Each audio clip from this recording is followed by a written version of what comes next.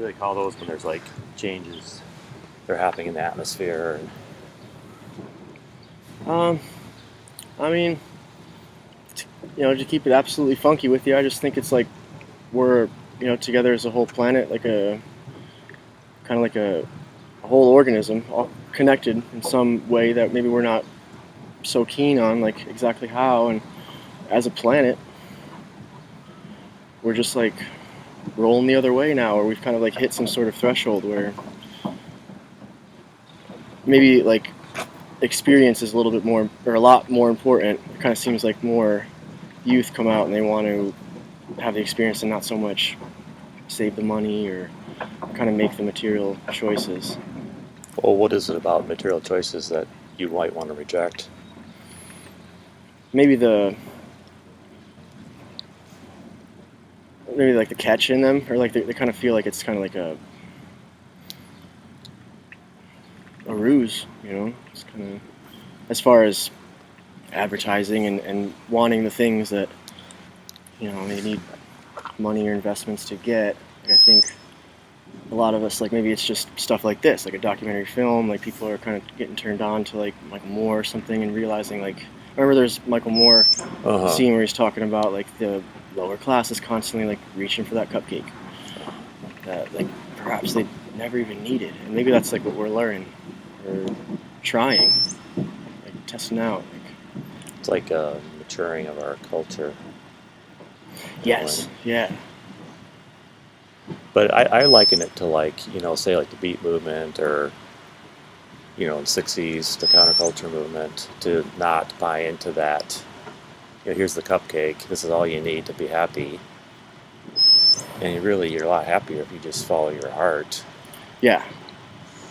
So liking it as in like it's our that wave already kind of went through us, as in like it's we don't really need the cupcake back in the '60s, perhaps like that wave. Hmm. I see. I think there's something definitely going on with trust and like intimacy where sometimes I find it hard to just trust myself. Like my that first thought, or trying to map the cartography of my brain and just like what's me, what's like some like old me or something, or some old way, or something that I can't really put my finger on. Like you want to be more unified together and not as in parts. You want to become whole. I would say so, yeah. Or And what? perhaps I found more parts of myself and it's a little bit uncanny or a little bit like foreign. So it's kind of like I found art, painting and stuff, and I've always been artistic and drawn towards it, but I never really painted and been in that zone of while you are painting and kind of like the creative flow and like finding the process of it and the joy of it, I guess, and not like I'm gonna make a painting and then like know what it's gonna be beforehand.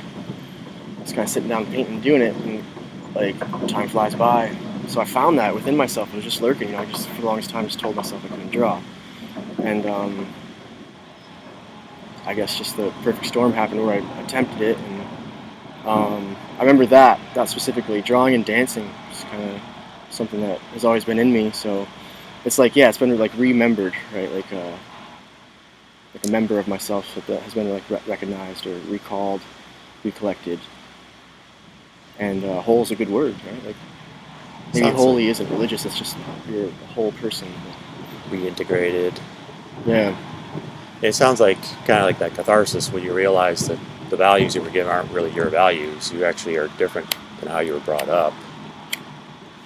hmm But I think maybe there's a fear of rejecting that too.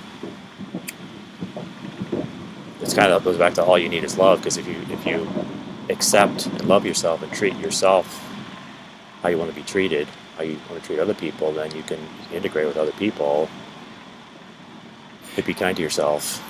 yeah, and then I don't know. You can kind of remember yourself in that way too, kind of bouncing yourself off of other people, and yeah, I think that is absolutely true. Like it is a bumper sticker, and it's so much more than a bumper sticker, title of a song, or hit, like all you need is love, like it's truly all you need. Like, I felt it, I've been there. It's like you can somehow eat off of it. It's all you need. Um, but I don't know, perhaps we're like carrying stuff around that makes us forget that. Or, again, with like the cathartic like testing out of your virtues, like maybe because I just see a lot of grumpiness. I see it in myself a lot. I just had a tantrum the other day because I couldn't find a lighter. And I knew I just had it. It's just this impossible thing of like, oh, do I really have to go get cans to buy a lighter that I know I just had? So I'm alone in the woods and I kind of have a tantrum. And nothing bad happens. Just kind of, I think I threw a blanket. It's like the worst that happened. The funny thing is the lighter is in my pant cuff. Like, it's on me the whole time. It's like this cosmic joke. But it speaks to the whole mechanics of living outside the box. That lighter means a lot more to you than yeah, it does. Yeah, it is a sting when I realize like, oh man, I saw them put it in their pocket and I forgot to ask them back. It's like pour it back. It's almost like stealing your light a little bit. Nobody ever means to do it. But I think like the whole tantrum and just like, yeah, it is like a different degree of loss as opposed to, I don't know, probably being able to search through a drawer and finding one really quick or something. So there was that. But I do know, like in the back of my head, like in my heart, I'm thinking like, what are you throwing this tantrum for? Like I'm like letting myself do it. And I feel like it's one of the last ones, just because fell out of my pant leg and I kind of laughed like, yeah, there's no point to that. There's no point to that. It's my pant leg. I probably should have just laughed in the beginning and it would have fell out. So it's like a cool lesson. But I think I'm testing it out of like, is it really true that all you need is love? Like, is it really true? And more I find out, yeah, it is. Well, I think one of the things, like we were talking when we were walking over here, is like life is just so much more complex. Like it's way more, there's more to know, there's more to do, there's more information, there's more choices. And that kind of puts us into like a stress, panic state. Shut your brain down. Freeze it, yeah. It's almost like by choosing to be, I guess we're talking really philosophically here, but like, choosing to live a lifestyle outside of the grid is one way to cope with that. Oh yeah, to like turn off or kind of drop out, right? Not make the decisions anymore, just kind of be, or like do whatever the day, whatever the whims of the day are. Just like let them guide you. And yeah, I think definitely, like, because there's kids, like, and I don't mean children, but like road kids. That's all they do. It's like another, like Jack Kerouac kind of push or something, where like the youth and like it's attractive. It's actually like, wow, that seems like something I'd want to do. It's not like as crazy of like, you did what? You just like left your hometown with a backpack, kind of knowing where you're going. And somebody will try it. When did you first encounter that idea? Over on the East Coast, I grew up in New Jersey, and I don't know if it was a person or if it was literally just on the road, Jack Kerouac on the road. I think that might have been it. Or just something about that. I mean, it was in my high school curriculum, for sure. And maybe like Thoreau, just a lot of writers and media that has kind of introduced the idea. And it was very lofty and kind of beyond me somehow. I'm like aiming to be like a graduate in college, but something like dropping out is like a hard thing to do, and it's kind of strange. Where it's very easy to drop out, you just kind of do it. It's very easy. At this point, it's almost hard to get out of it, like to rise out of like, okay, now I'm gonna have to go to work.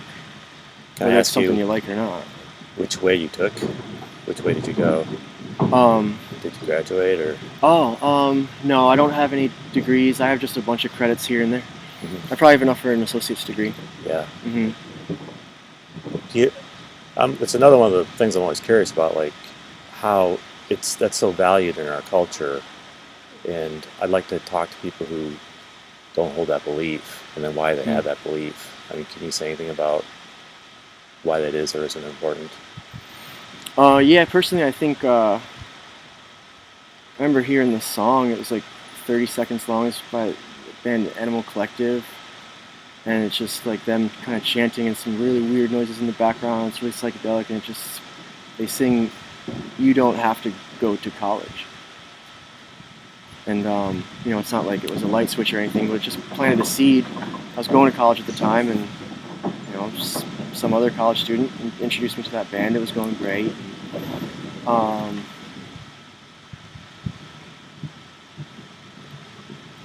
I just kind of thought, like, there's got to be a way to do this. It seems like if you work on yourself and you reduce your standard and not want that cupcake, want some blackberries or something, and that's another one. Is just learning like what I could eat, learning about plants. I was drawn out here because of the mushroom season, and then foraging, and like just the excitement of like, whoa, I just like made a salad in my hand and ate it, and it was a little bitter, but I felt the nutrition in it, and here I am.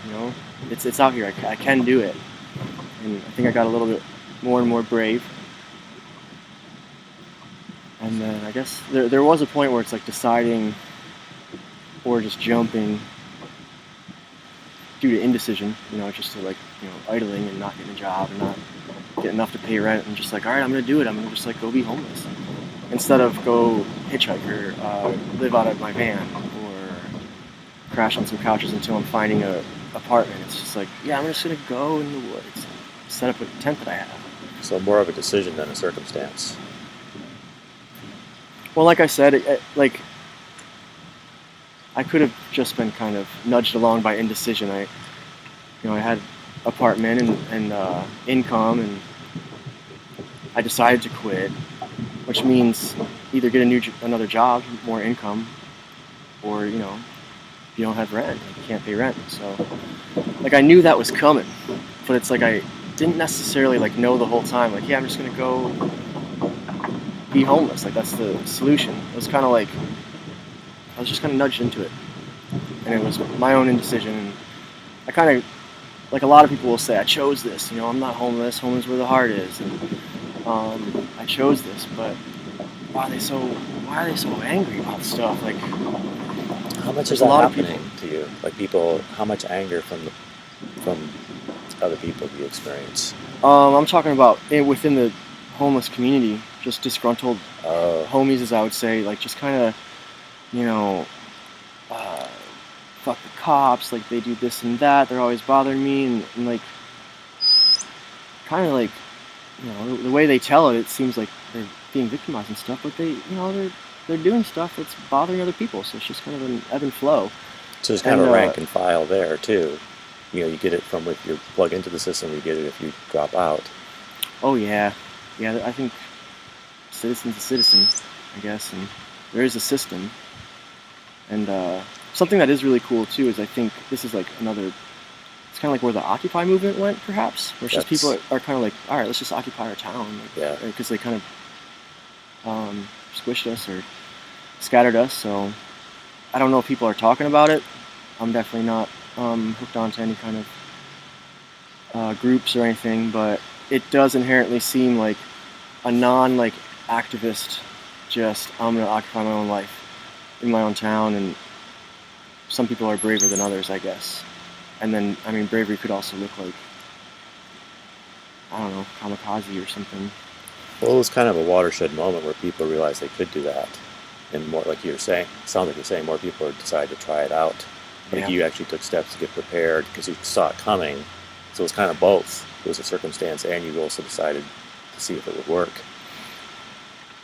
Yeah, there's a bit of hesitance, I think, and it's probably just, my mother and father in my head, saying like, I mean, they never told me like homelessness is bad or anything, but it would, it's definitely not something to write home about. And they know plenty, and they're there to help. Absolutely, it's harder for me to ask, but I don't think they quite like understand. Maybe I have a little bit of a leg up on my own understanding of what I'm doing and perhaps what other people are doing.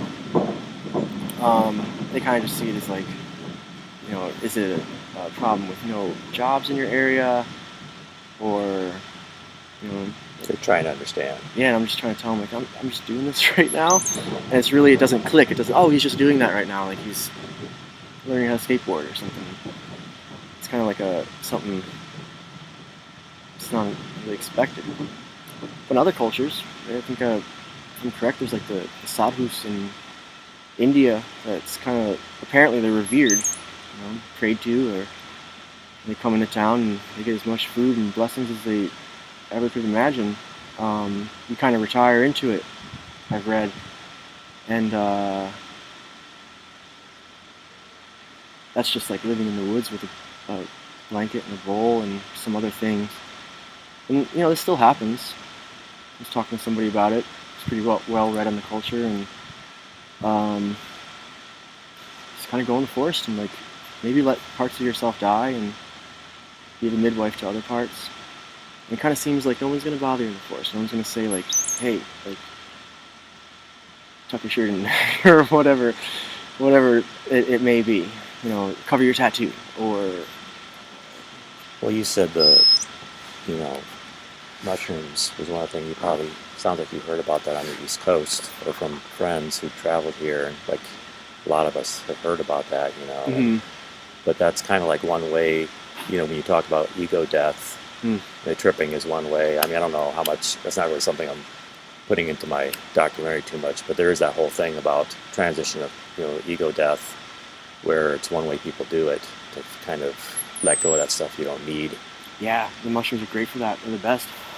Absolutely. Like, I think there's something to the fact that like we have I think it's like there's different chemicals or psychoactive ingredients or agents in. I think there's 4 different ones, but you're looking at like psilocybin, psilocin. They kind of one oxidizes into the other, and we have like in the world like the most the mushroom with the most psilocybin content, and I think it lasts if you dry it the longest too. It seems to not just I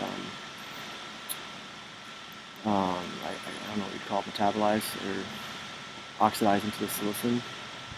So one of them is kind of making things like more physical and wavy, and the colors, the lights, and the other one's kind of just pure head. I don't know. I mean, it's definitely digging down to the heart too. It seems to just like find what your knot is, and it'll kind of bring it up to you and show you and be like, here it is, and you can either deny it and have a difficult time, or just like use it as medicine and either work on it later or work on it there. Well, there's cultures where that's accepted. That's kind of like a communal thing, and it's accepted that you work through those things. It happens in a communal way. Whereas I think parts of our culture, the culture we're merging out, has kind of had this traditional fear of that. Breakdown here. But it sounds like it's had positive benefits for you. And yeah, I've always done it alone. I don't know if it's like my astrological sign. I see other people kind of yearn for social contact a lot more than I do. Like I can get it from strangers or kind of people watching. It seems like I do get lonely and I have to go out there, but I've been tripping on shrooms for a while now and tripping on all the things, and I know like if things get dicey and like really intense or something, I can center myself and I can do it on my own. And so I see it as like whether it's going to be a happy-go-lucky time or like a dreadful, terrifying time, like it's all the same. It's all like doing its work. And perhaps other people don't really see that. They kind of think they got gypped or something, or they're allergic, or I don't know. I've heard a lot of things where it's like it's something wrong with the mushrooms. It's not really me, or I took too many that time, or. so you think it's more of the process of tripping than it is, like some people may not be prepared for that, the truths it brings, or process of discovery. For sure. Yeah, and I think it's up to you to kind of explore it more. I mean, I think they are incredibly gentle, but like I have nothing but a good time on them now, and I've been through some like ego death. It's like where I'm not even sure, am I in the afterlife? Like I'm not sure who I am anymore, and that's kind of terrifying. I mean, it's very terrifying. but almost only in hindsight. Like when I was in it, I remember it was just kind of like just massive uncertainty, which is kind of nice. Now, then it was just, what the F happened? It's funny you say that because I think a lot of people don't want to live in ambivalence. They want to live in certainty. They'd rather have opinions than open their mind up. Yeah. Because what do you move to, right? Like, well, the open mind, yeah, like what, I mean, who knows what could come in? Who knows what, like, we'll be exposed to when we open our minds up?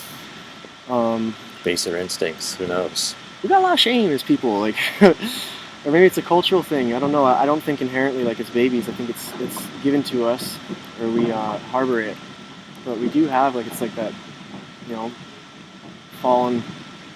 the fall and putting on a leaf all like right away and like original sin. And I don't know if it's just it's printing on our money, like whether you're a Christian or not, or don't know anything about it or not. Like I just think you get spoon fed that like shame, not working hard enough. I mean, what drives people sometimes, I don't know, like some people are so ambitious where I mean they're comfortable but they just keep on working and I think it's just something it's telling them they're not working hard enough and it's great and this is opinion and personal preference I guess and ambition and where work is kind of poured into, but I prefer stuff like art and new things in the world instead of like 3 jobs or something. But there are those homies that have like 3 jobs and I'm kind of wondering if I could ever rejoin the workforce. I think, I think you're talking a lot of truths, and unfortunately, our society doesn't know what to do with that, and there needs to be more of a place, where it's respected and given a place to exist. But I mean, one of my general questions too is like how well does that story meet your needs in that for your spiritual life and physical life and I say like probably above and beyond as far as places I've been. Like I used to I noticed I had a pattern of like traveling around, find a cool town, maybe getting swooped up by a girl or something, and kind of settling down for a little bit. But then it would be like 1 to 2 years. I'd hit this phase or something. What I would I don't know, kind of comically references itchy feet. I got itchy feet, I gotta go travel. But it's really just something that's like bubbling up because I'm deciding to settle now. It's like, all right, I'm rooting down. So I really like that Maslow's hierarchy of needs, and it just seems like, all right, I settled down, I've kind of like turned the lights on some of them, but then, it's gonna shed some light on a dim one that might come up like, I think intimacy personally is a big thing. It's hard for me to like, I can connect and philosophize with anybody, but that is pretty cold still. It's pretty like just words but like as far as like intimacy is like,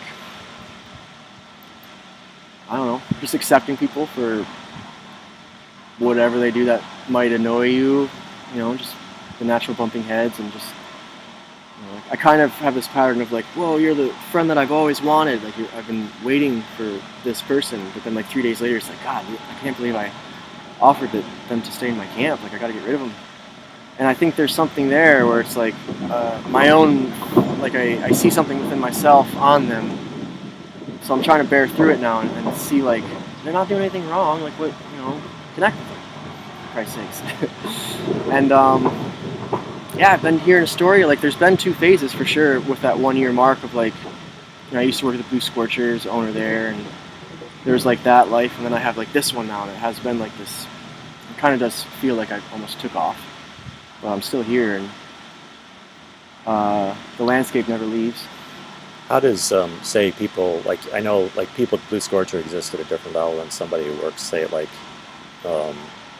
levels or some like corporate thing. Sure. But I mean, has there been any interesting feedback from people who've seen you transition to your new lifestyle? Anything that's felt like a judgment or misunderstanding? Well, I mean, no, not really. It's hard to tell. I think like if anything, it's some like intuitive. Like I'm not really sure if they mean it that way because this is kind of a really nice place. Like it might have something to do with the economy, where you just like, you want to be friendly in order to attract people in, I guess, and you're not going to do that with like surliness. So I lived in other small coastal towns, and sometimes they're pretty surly. It's like, they don't let you in unless you've spent 2 winters or something, and they don't have Pier 39 with a bunch of stuff to go get food there, and more and more they are. So I think there's also a shift in our industry here, where we're totally becoming more people, and tourism is an economy and not so much fishing and forestry. And so you have like your surly older folks with the suspenders on and stuff that definitely, like, I don't know, they don't give you the time of day, and I feel like there might be some judgment there a little bit. Someone did tell me once when I was going through the trash, he just like really laid into me and was like, dude, you're younger than me, like, come on. And I didn't even know the guy. It was luckily it was funny at that point. I think earlier, when I was doing this, it probably would have been like, I would have been a little bit more hurt, a little bit more raw, like I was being judged or something. But some people have said, like, I'm really excited to see, like, you come out of this cocoon that you say you're in.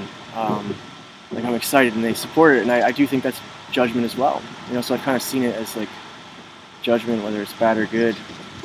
So it kind of is what it is. It's almost like you're talking about gradations of understanding. Like the one guy almost sounds like in a way he was kind of grappling with trying to understand why you were living that way, and other people have come to accept it more and giving you your space to evolve. And then going back to a story and just this place, this town, and the community, I think it is like a very weird, like old lived-in town. Like, I mean, there's the underground. There's just like so many like such strange things, and quirky. There's quirkiness. So I think a certain, like a very high degree of quirkiness is like tolerated, and kind of like, all right, you're doing that. Let's see where that goes. And I'm not going to stop you, because that's your thing, and I do my thing, and I'd hate for you to stop me doing my thing. So I think there is an inherent, like, we understand that. But then, you get the warming center kind of like, I don't want to say shut down, but there's a lot of opposition, and I've heard the testimonies, and the concerns are legitimate concerns and stuff. But I think, just to me, it's like more of a virtue and less of an opinion of just like, if there's homeless people pooping in your park and your kids play there, like, that sucks, dude. That fucking sucks. And they're leaving needles or something. Like, that really sucks. But like, people die like when the warming center's not here. Like, just exposure. Well, that's kind of one of the basic. And that's it's more important to me than like poop in the park. Like, we can figure that out. We can figure the poop out. We can talk to people. Just like, why are we doing this? Like, do we need a bathroom or something? I went to a homeless task force meeting years ago before I became homeless. I was at the Scorcher still, and I remember it was like an hour meeting. For the majority of it, they kind of talked about like, well, should we be saying homeless people? Like, what do we call them? Like, what's the political correct term? And even then, it was kind of like, really? Like, we're talking about the vernacular? I'm really quiet, so I mean, that meeting that I was at with you was the first time I ever spoke up at one of these things. I've been going for anytime I know about it, try to get everybody to go. And that's the thing too, is the homeless demographic doesn't really show up in these things. They're unrepresented. He's really at the place where he's kind of wanting that hand up, where he's holding on to a job, but he can't get into a place with what it costs. And he would also like to kind of like give back and help other people transition, but that's like the toughest spot, because it takes like $2,000 to get into an apartment. Yeah. What's his chance? But how do we help people get a hand up is one of the big things that you hear at these meetings. Right. Yeah, it's a tough one, man. Like, I think anybody, if there was a solution that could be done, like it would be. I think if there are any sides, like, everybody is making great points and like stalling on things for legitimate concerns, But I think like this person, I think I know who you're talking about, and I don't really know much about his situation in life, but anybody that's like that, I think like they really just forget about like helping other people out, like just help yourself out, and then later you probably can. But I know that's like any homeless person that I see, like get a job. That's like one of the first things they do is try to like go back. Like somebody that I lives in the same woods as me. She just got a job at the mini mart, and she slipped me a $20 bill, and it's like, dude, like this rarely happens in general. And, like you're doing it, it's kind of like really, like it's lovely and it's great. And it means so much, but I don't know. I would hope that they would just like use that momentum to just like get that 2,000, and if they're making a leap to get a job, then they probably want out, and until something happens with that, like the 2,000, that is a barrier right there to like save up $2,000. A lot of times they want proof of like jobs. Just cell phones like are a barrier. Like there's Obama phone, and like things have been easier. Like they've been made easy, but just the stigma alone, it's really tough. And for people that like there's old winos that just are always talking about the same job that they got lined up. Like they're just like, need to get a new pair of shoes for it, and they got it. And it's like, they're kind of seems like they're telling themselves a story, but then never really doing it. And we all just say like, that's great, Johnny, like going after that job. When I think the intimacy there, which I lack, would be, Johnny, you've been saying this for the past like 6 months, bro. Like, what's up? Like, I kind of think you're bullshitting, Johnny. I think that is intimacy. That's like what I see lacking, and perhaps we don't do it because of the trust isn't there that we'll survive it as friends. Or Do you think you get respect from that type of honesty? Because that maybe could help some people.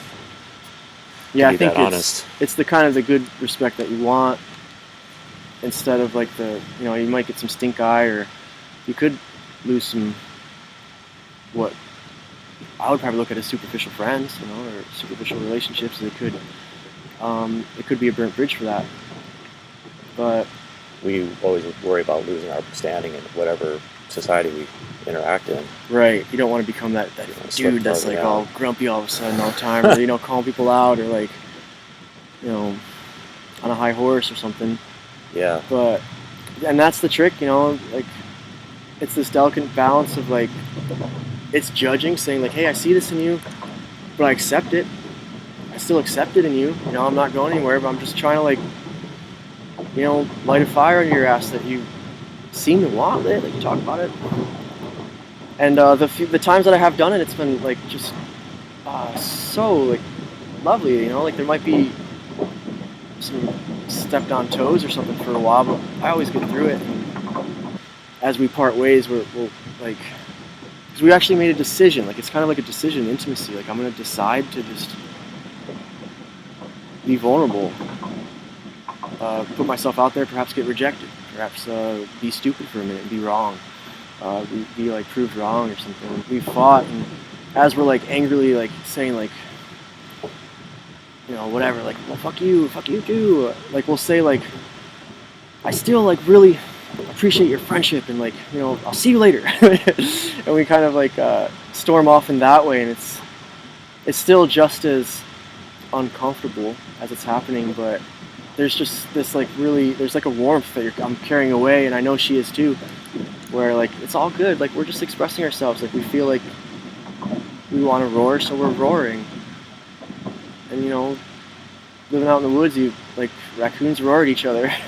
The mom roars at the little kits all the time. They make god awful noises at each other sometimes, and there's probably security in knowing you've got that too. That so you can be that real with somebody, and they'll have your back, and they'll be there for you when you need the support. Right. And a discourse, like, we don't really have like discourse. It's more like we just jump to agreeing to disagree. But does that really bring us anywhere? I don't know. Well, it might be one step along the way, but it does seem like it creates, it shuts people down in a way, because you're no longer talking about the thing that matters. Mm-hmm. Yeah. Right, and it's just like, okay, I'll agree to disagree. It's basically like I'll agree to not try anymore or something. And I think we go back to our layers or whatever and retool the argument or something, and we don't really ever let it go. Well, I feel like as much as people are being hurt, physically and emotionally right now, this is kind of interesting because it's kind of revealing a lot of our weaknesses, like what we're going through nationally. This kind of, I've heard something that's being referred to as like a epistemological crisis, where we have this crisis of identity Yeah. because there's so much national agreement, there's more division, and like you were saying earlier, it's just there's so many symptoms of why we're going through these changes, and it doesn't look like there's any end to the road anywhere near in sight. Yeah, it's just like a faster and faster like track, it seems, but there's, yeah. I mean, I think we've gotten, like, to take it back to the beginning, like, I think, like, as a planet as a whole, like, maybe this happened to Mars at some point, and that Mars is like dead or at some sort of phase where it's not really has much life going on anymore that we see. It seems to have had it, I'm told. And yeah, perhaps we're like just at this point, because human beings are obviously like very special. Like, we're lucky to be human, and we have like the most complicated thing in the universe just right here. I'm talking from it, and there's so much there that's probably untapped, and maybe we're tapping into a big chunk of it right now, like as a species, as a planet, and like being the intelligent expression on this planet, like Homo sapien sapien, right? The human who thinks twice. Maybe thinking twice hasn't really behooved us, and I think spirituality is definitely the way, an individual kind of self-reflection, just reflecting on self, reflecting of like where yourself fits in the whole society, and like I think something that I've done that, like, I don't know, I just am so goddamn proud of is just like I found like a passion and like a purpose and like a talent just like that I did not take a class for. I've appreciated, but not even much. I haven't really appreciated visual art, and I know it's something that could be used.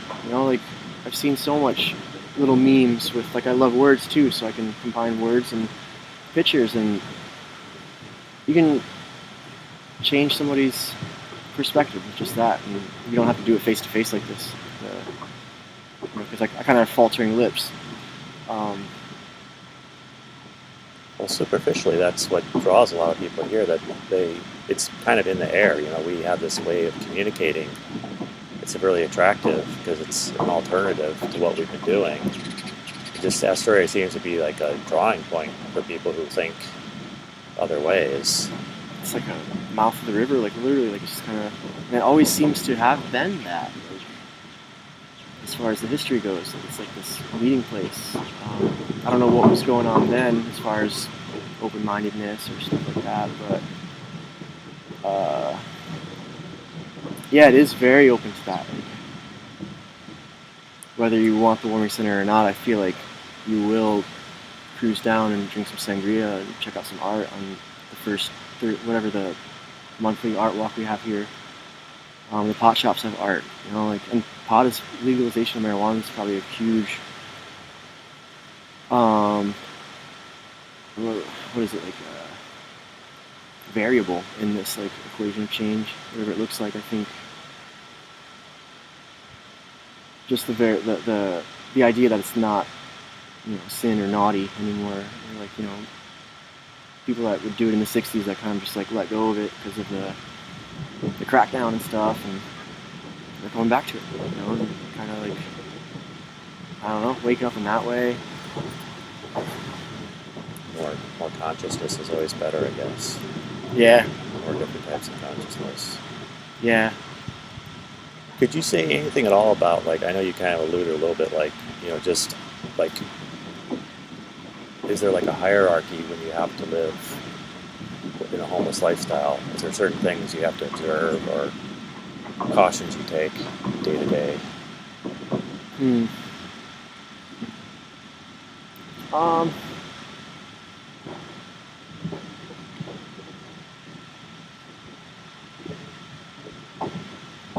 I hear people talk about like different camps, As in lifestyle choices. Oh, If there's okay. any preferences of why people are on the street, or substances they may use, or different lifestyle choices that keep people in different groups. Oh, okay. Yeah. Well, there's your drug crowd. I wouldn't even separate it with meth or heroin right now, but I would separate it into those two scheduled drugs. And it's not really pot, like potheads and the meth heads and the junkies. Like it's not really. I don't know. I don't really see pot fit in there, but there is like an impossibility of like you get some money, but then you just kind of like feed your addiction, or just go get drugs, whether it's an addiction or not.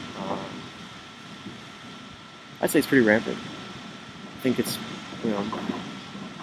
perhaps people are more willing to try it or something, and then they succumb to it. And What makes them make that decision, you think, when you're looking at it? Say yes and no. See it as kind of like there's like that quote in that story Fight Club where like once you've lost everything, you're free to do anything. Like free to do drugs, like is that really like freedom? It's more like you've hit bottom, and it's kind of like nothing really matters. And I've done all those drugs, and it always, the ones that are kind of like, even myself, I think like, whoa, I really did that. It was because I was like utterly and freshly heartbroken, and just like nothing really seemed to matter. And I guess, I don't know, you just make those decisions. But you didn't go back? I go back every once in a while, like, it's kind of out there, and it is something that I don't often share, let alone like on a video, but I think it's something that is also my own self-development. And I do see a pretty nasty pattern with these drugs where it's like, if you don't just say like, this is me, and you don't just like, if you don't do that, you might think like, nobody will ever accept this. And then you start to do that, you do your drugs in the dark where nobody can judge you or something, but then like, you feel bad about just doing the drugs in general, so you gotta do them in the dark again. I see this like cycle, and people just don't just like be honest, like, yeah, did it. Like Mitch Hedberg, it's like I has this like quote. Someone, he says, someone asked me, do you do drugs? And he replies with, I used to do drugs, and I still do, but I used to, too. And it's just like this word salad of confusion, but he's just kind of saying maybe none, like, it doesn't matter, like almost a polite, it's not your business, like a real smart-ass way to say it's not your business, kind of. But I told you because I think it is like our business for this discussion and all that. But well, I think it's another undercurrent shift that's because it's so prevalent that what I hear you saying is kind of like, it's a war on drugs that makes people have to have shame and hide what they do. But if substances across the board could be decriminalized, it would take that illegal element out of it. It would rectify a lot of things, a lot of problems where people would have less shame, there'd be less criminal activity, you'd be safer, you'd be healthier, you wouldn't get diseases. So if it's something that people are struggling with, it needs to be accepted for what it is, and people need to be able to go through that if they need to. Yes, yeah. And they have that for like rehab and stuff. Like it's It doesn't hardly ever works. I'm not sure, it doesn't seem to. Like I've never been, and I typically just see relapse. There's a couple people that I know that are going strong and for over a year now, and they really went off the deep end and they're successful. But there was also other things. I don't really know what the rehab, what it offers or what's going on there. But one person that I speak of, and she's doing really well, and I think she's involved in like some sort of NA or like really got involved with it. So I think she has found that purpose where she's helping people, and she's not just like wandering around like I don't know, just trying to fill some void. Like she's actually found like, okay, I have experience with this, I'm gonna help people because that's where my heart has always been. And she was carrying a Bible around too, so I think she just got turned on to like, that scripture, that story of origin. And I don't think it was just rehab. And I don't mean to dismiss rehab. If anybody needs to go to rehab, that's what they should absolutely do. But yeah, there's this thing of like, I'd like to know the recidivism rate, so I can not just like wonder and get some like tangible stats. Because I wonder, the same thing with if you get depression in your life or any kind of mental illness. I think it is some sort of immune system, like it's like a psychic, like you need to do something in your life, like something needs to be worked out, like you need to stop being so ashamed or something, or I don't know, not work as hard, like go be homeless, like go just do what you want and not like what your dad always told you to do, or whatever it is, these ingrained kind of virtues and stuff that are really hard to pinpoint. I'm not sure if they offer that kind of stuff. And well, it frequently comes up with people I talk to that there's, and I've seen a statistic, but I also see it by most people I talk to, that there's a pretty strong element of people experiencing some type of mental disorder who've come to live on the street.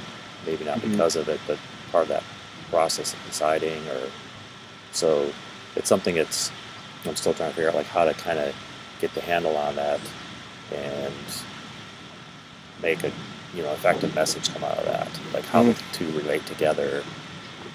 But just talking about it serves that purpose too. Yeah. Well, there's a lot of stigma with those things too, and I think that's why we have therapists. Is because what if our friends, think we're depressed and we're weak? Or like, what if our friends, just gasp at the fact that like we kind of have manic days and we have like really depressive days? Like, what? Will it be even worse? Like, I should just go to the professional. And I think that was the tribe. You should just do that. Like, as far as like the human DNA or whatever, like life, before we decide anything about it, I feel like that was all just taken care of by like shamanism. I think like your shaman is a schizophrenic. Well, swims in those waters. They didn't have antidepressants and antipsychotics 200 years ago. Right. They had herbs, but they had somebody you could talk to. But there again, it's almost like it's just like a Band-Aid for a gushing wound. It's not really serving the problem. Yeah, and it's a difficult thing. It's definitely not pleasant, and there is a lot of like ego death and just like, who am I? Those are difficult questions to be asking oneself. Like actually asking, like, all right, like not knowing where you are, but just who am I? Like, what am I doing? Where am I going? I'm sure it's like midlife crisis, like that. The way our lifestyle is, the American lifestyle, perhaps it's just like that is like a point in an adult's life where they've done it the way the system wants it for so long, but like that's what the system wants. Is it really what the individual wants, or just the being a human being? Is that really what the human being wants? Like, and I talk here like things like cubicles. We're constantly bombarded with like difficult things to swallow, war, death. Like, and those are natural parts of being in nature, but there's not much like just things to celebrate. And if they are, it's usually like getting together and protesting something that we don't like. Where's just the dancing around a fire? I think those things are so inherently like medicinal. And then also, I think when like you had your shamans, like if a kid, or adolescent was kind of acting, showing behaviors or tendencies towards like our criteria, modern APA criteria for like schizophrenia or any of these like severe mental illnesses, I feel like in the tribe they would be pulled out and said you're special. Like, not that you're sick, but you are actually like, you're going to be taken under the tutelage of our eldest shaman, and like, you have a gift, instead of Ostracize. Yeah, like it's like you have cancer, but it's like this can't you just like not be depressed? Like I think we don't really, the psyche, like we don't dive into it as much as like the psychoanalysts and Jungians and stuff. Like we just kind of,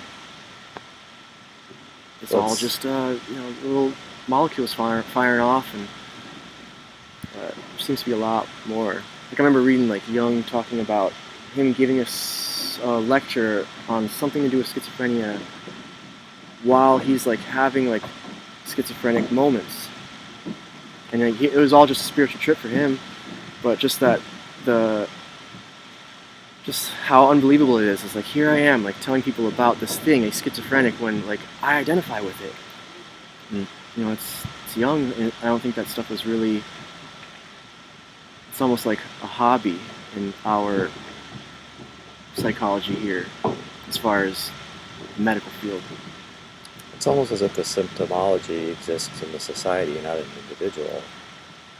Yeah. Yes, that's brilliant.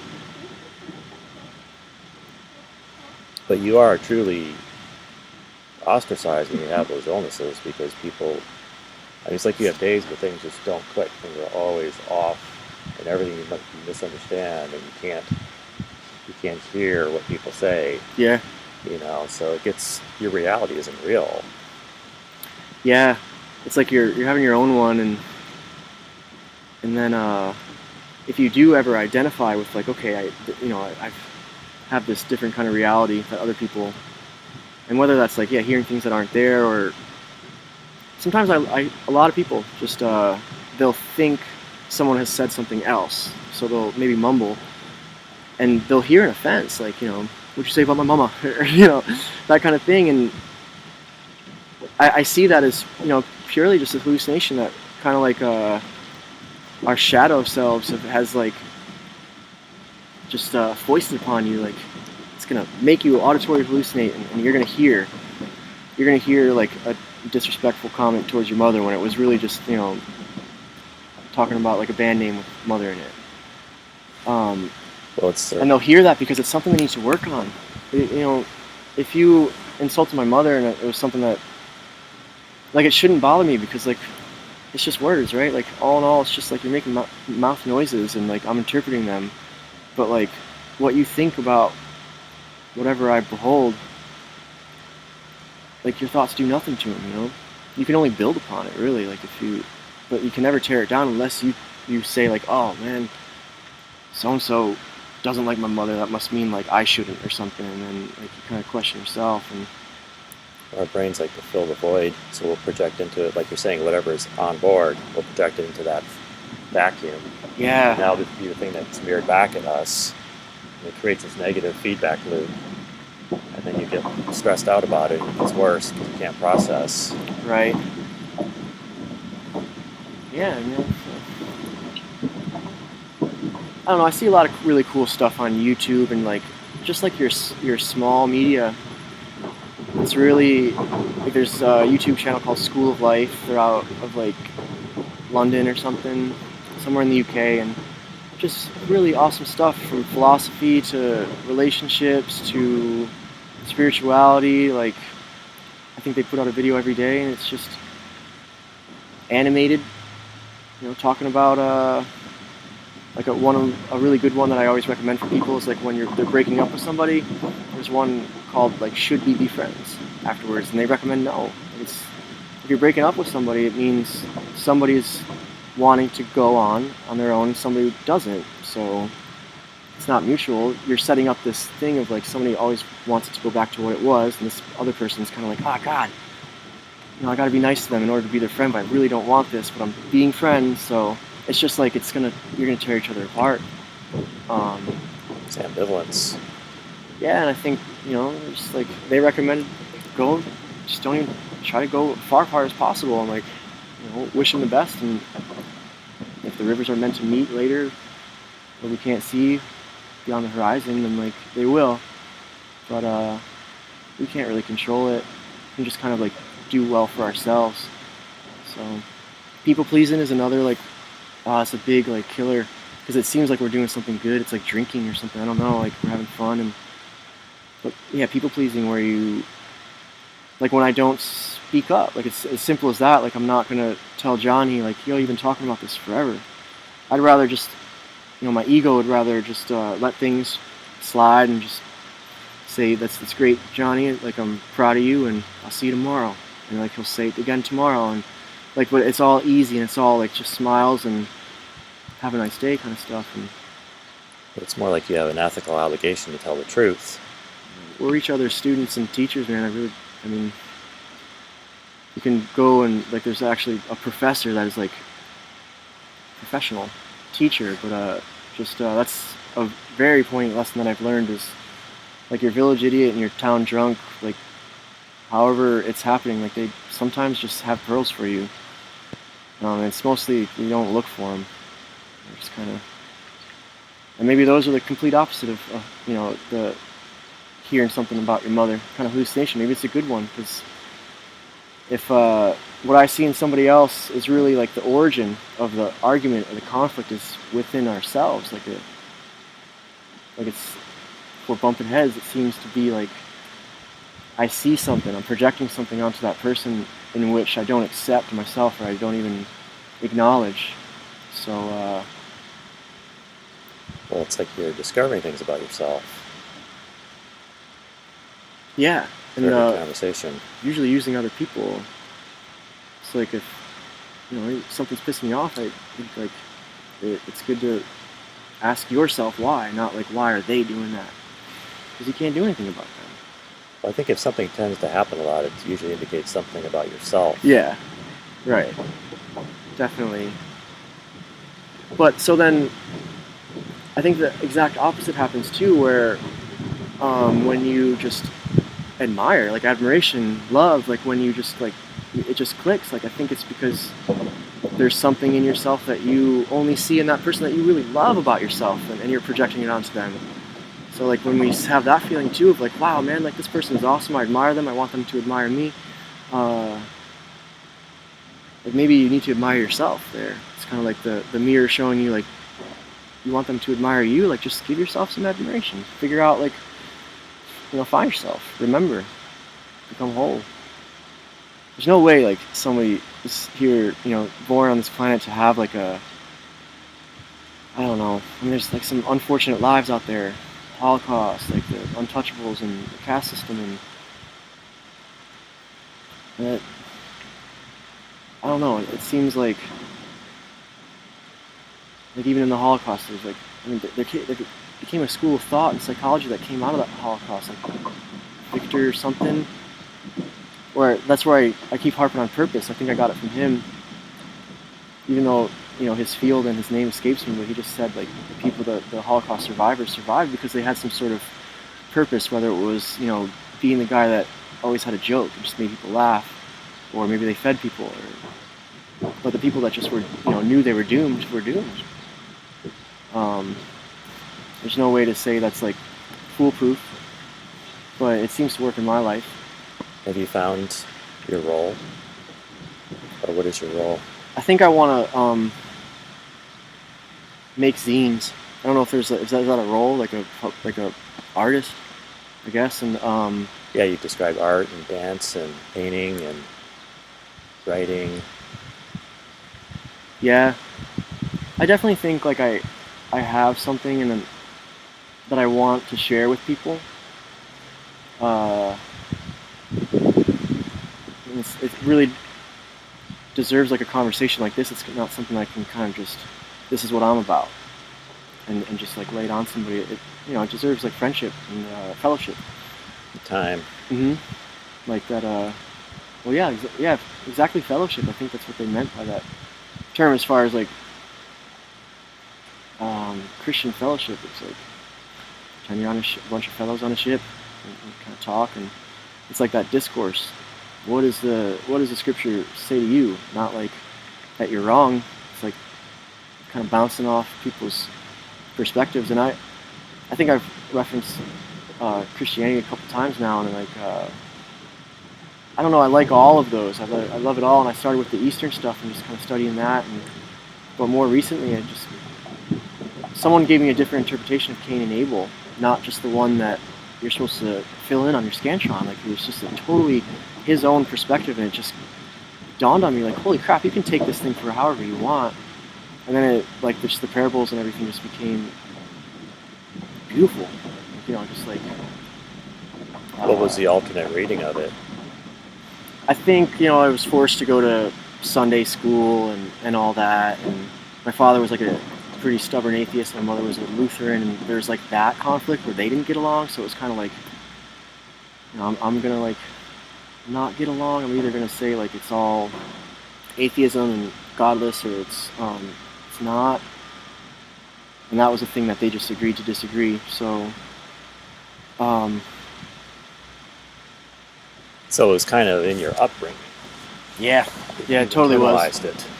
It was silently. It was like my mother's grace. I always look back at my mother and growing up and realize like, man, she had such like grace. She didn't say like, okay, I won't believe in that because we're married. She just like said, I'm gonna, it's just what I believe in. I like to think about this. I like to think that she had a very simple view, like we're just gonna die and there's gonna be a heaven, and every person that I loved, every pet that I loved will be there, just waiting for me, and I'll see everybody. And it's like a comforting thought for her. And Dad was always trying to disprove it and stuff, and so I kind of took that and like always, like took the scientific kind of logical, The analytical side.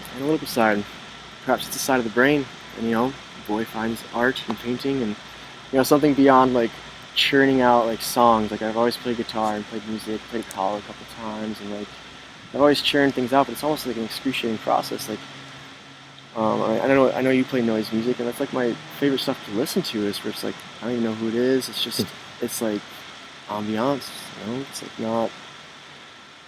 It's not like directed, or it doesn't seem to be. But I'm sure there's different processes. It just seems to be something new, perhaps something that like maybe I might even cover my ears, but at least it made me do something except beyond like, yeah, that band's good. I know them, or I got their record, or I'm gonna go see them when they come. Sometimes Portland shows are just like people don't even look like they want to be there. I think it's for me it's like there's a lot of environmental dissonance in making noise music. It's kind of like a way to kind of resolve it, because your brain always wants to resolve, and so I'm just trying to find the right frequencies and the right expression of this dissonance that's always it's like always on your brain. So I think a lot of what I do is kind of ugly, but that's kind of how I experience things too, Yeah. with a lot of displeasure a lot of times. Right. Yeah. So I'm really just mirroring what I see in some ways. Yeah, definitely. And I think it's like, it's like there's courage in it. I grew up in like New Brunswick, and there seemed to be a good noise scene at the Rutgers College there, and so I've been to many like dark, drippy basements and stuff with just like stacks of amps and stuff, and like I don't know. I remember at first it was something like that I was kind of joking about. Like I would tell people like, yeah, it sounds like when the TV does like a broadcast emergency announcement. It's like, this is and kind of joke like, oh yeah, that's what I'm doing tonight. Like there's gonna be a keg, and but then it just kind of grew on me where some of them got so loud where like my body felt like it was exposed to something. Like when I just go out into the streets, like it's not really ringing, but it's like I'm feeling this like bass just run through me, and it's not melody. Sometimes it's just grinding noises. Sometimes it's really soft, like Brian Eno stuff. It's just noise, and I think that makes sense, and I'm really glad you said that, because it made me think of like homeopathic. It's like a homeopathic like analog of dissonance, where it's like, here, you can try this out. You can actually choose this dissonance, and maybe the stuff that's just out there in the world that you really, that you see and you accept and see some sort of beauty or some sort of reason at least to pursue this. And I know. Do you ever study cymatics? About Hans Jenny was one of the guys. There's a lot of movies online, but it's they found that, I think the way they discovered it was they take like a plate, like a thin membrane, and they put different things on it, like say like spores, because they're so fine, they're such almost a microscopic level, like a powder, and they run frequencies through it, and they form different patterns. But they found that the more frequencies they ran through it, like they run like say 5 different kilohertz or whatever, Yeah. and these things would start to form mandalas and Yeah. sometimes rise off of the plate, and they form these cosmic, universal Yeah, I've seen symbols. something like that. That was amazing. I remember not really just seeing it and like, oh man, I get that that's happening, and I know it's like sounds meshing together or something, but I think what I saw on it, they were saying like they've been able to like get some kind of character in like Sanskrit or Hmm. something where it's like these characters for this language are actually like sounds, like they're actually frequencies, and it's not just a shape. It's not just kind of like a inert little blocky thing. It's yeah, it's actually like an ohm or see, I don't know, I can't regurgitate it, but I have seen that, and it was mind blowing, just absolutely mind blowing. I've seen, it's like the sounds are alive or Well, they say your various chakras have they're tuned to different frequencies too. Like you see all the meditation videos online, like different, whatever, 480 kilohertz or whatever, like a lot of those for pineal yeah, gland or whatever. like binaural. Is it called binaural? Like Yeah, that's another one too. Like the Monroe Institute used to have videos that they were binary pulses where yeah, they were into like going through, what are they doing? Like kind of going to the next plane and meeting extraterrestrials and stuff like that. okay, that's cool. I can dig it for sure. Like I think there's only a few things that are widespread with all the shamanism that anthropology has kind of like studied and looked at so far, and it's they usually live on the outskirts, on the fringes. Uh, doesn't I don't think it necessarily, like a lot of people, like Terrence McKenna's and advocates for like mushrooms and things will say like it is that they are eaters of plants, like they will go out there and find the plants that are psychotropic. They commune with plants like for medicine stuff. Um, so maybe there was that like Zoloft out there. Like I've heard St. John's wort is Mother Nature's Zoloft. Kind of, yeah. And I've never dabbled with it, but any herbalism book I've seen always says like, well, you should consult an herbalist here because this is like some head stuff. It's not just like aloe vera. Yeah, it's the most frequently used antidepressant in Europe. Really? Wow. Yeah. We got it here. I know. I can identify it, and it grows a lot on the railroad, by the railroad ties, which I'd never recommend eating by the railroad. They don't spray, but it just grows in like sidewalk cracks and stuff, which is interesting too. And again, it takes it back full circle with this whole like we're evolving as a unit. We're evolving, just like the whole world is like watching what we're doing because you have these powerful herbs.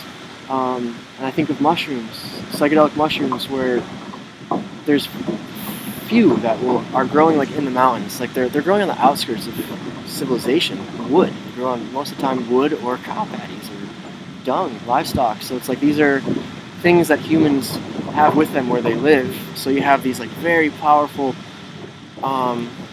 medicines that like offer a very like authentic emotional experience that are just like they sync with us, and they're growing. They grow in disturbed areas. It's like they grow where we go.